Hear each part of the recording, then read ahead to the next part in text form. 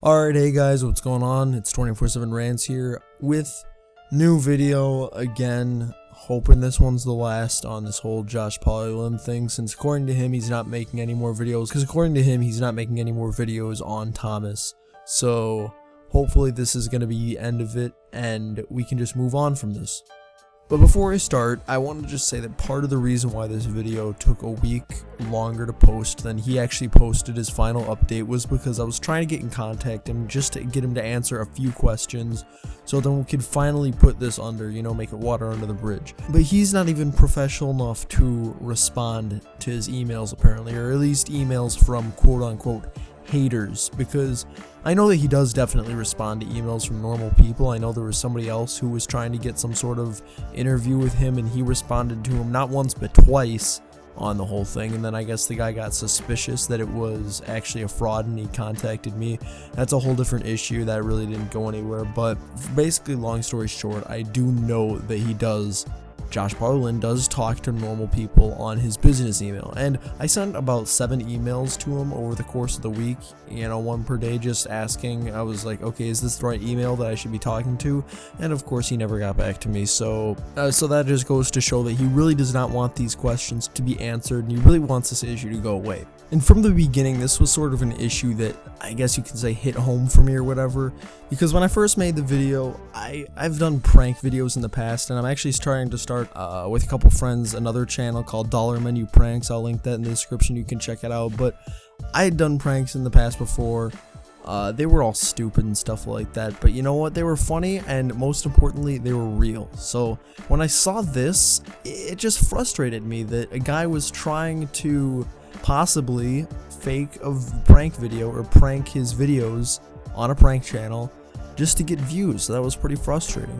But he did make a video on the 19th trying to save his reputation, trying to prove himself right to everybody. I don't know what you want to call it, but there were some pretty bad things that happened in this video, pretty big inconsistencies. So now at the very beginning of the video, he starts off by saying that he was too busy helping Thomas to respond to the haters, and that he couldn't explain himself because he was so dedicated to helping Thomas.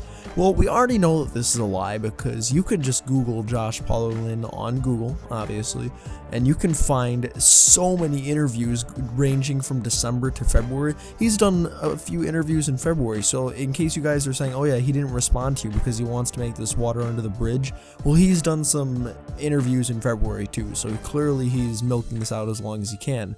But the fact that he's saying that he did not want to respond to people, that he didn't want to answer questions, then why are you going on so many interviews? Clearly you weren't 100% dedicated, like you're saying, to helping Thomas if you were taking the time out of your day to go on national television, to do this and that, because you were responding to the questions on those shows. It just doesn't make any sense. Now, two of the biggest things that he addresses were the witness that apparently Thomas was in Josh's car, and then the brother. Now the witness, I was never really on board with that whole thing, because I was always thinking, okay, yeah, they were probably, like the Facebook post said, they were going to dinner, so I was assuming that, yeah, sure, maybe they were just going out to dinner or whatever, and he saw them in the car then, so I wasn't really convinced about that one. The brother one I wasn't really convinced on either, because, if the parents died and there were some problems with who was getting the estate or wherever the money was going, I can imagine that there was some sort of sibling rivalry going on right there, so I wasn't really completely on board with either of those. But he spends the bulk of the video addressing those instead of addressing the real questions that we have, the real questions about the actual video itself. He does not answer where the uncut footage is.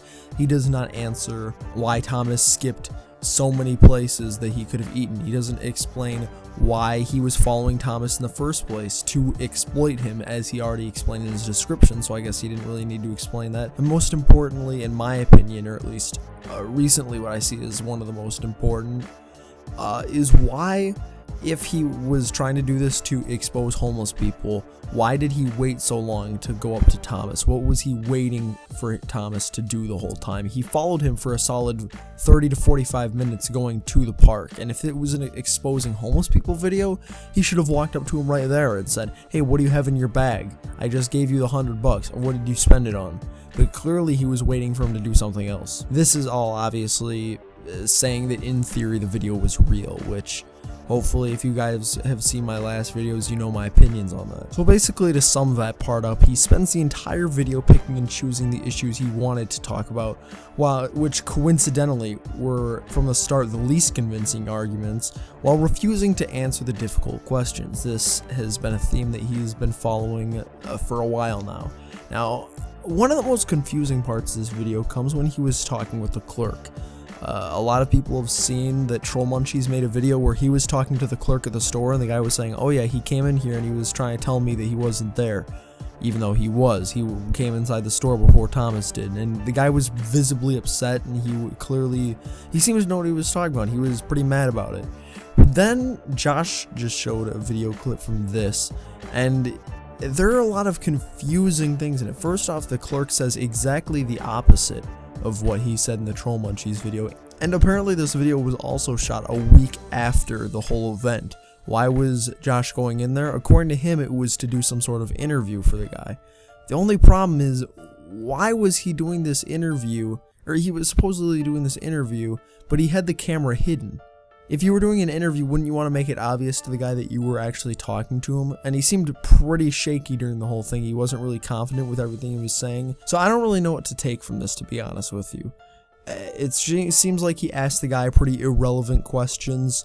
And again, even though he says it's an interview, he was hiding the camera. So I don't really know what to take from this, but you guys can make your own interpretations. Another thing that really doesn't make sense is how he says that all the people against him were people that wanted to collab with him or were getting revenge on him for not collabing with him. And the biggest problem with this is that most people who were saying stuff against him did not want to collab with him at all. They were not even pranksters. I mean, I never wanted to collab with him. I can guarantee you Prank Reviewer never wanted to collab with him. Backwards Hat TV never wanted to collab with him. Arkham Pranks never wanted to collab with him. I don't know anybody who really cared about doing a collab with this guy, but he's talking about this like this is the reason why people were going after him for revenge, and that's just not true. Oh, wait a minute, that's not the only reason why he says that people were going after him. He goes on this huge rant about 5 minutes in, where he's talking about how everyone was doing it for the views and they were trying to get money and they just wanted the attention, which is ironically exactly what everybody else was saying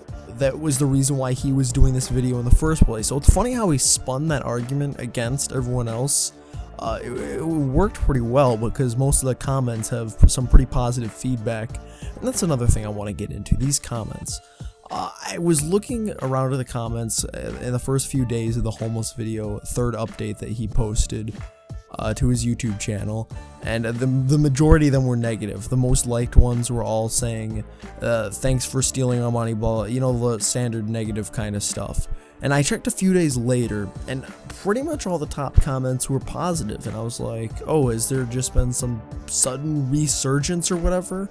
And I found it kind of odd because there were all these top comments talking about the haters in the comment section, or oh, there's too many there are too many haters in this comment section. And then I scrolled down and there aren't really any haters in the comment section. You wanna know why? Because Josh deleted all the haters comments, the quote-unquote haters comments. He's basically censoring people who are saying things that he doesn't like, which it's his video, but that sort of says something about it when he's taking away comments saying that he faked the video or whatever. Because if he didn't fake the video, don't you think that he wouldn't really care about that kind of stuff? It just seems a little off to me. That's pretty much all I have for this. I'm hoping that this issue will die out soon because I'm sick and tired of it. I'm sick and tired of talking about it. That's all I have to say about this, guys. So see ya.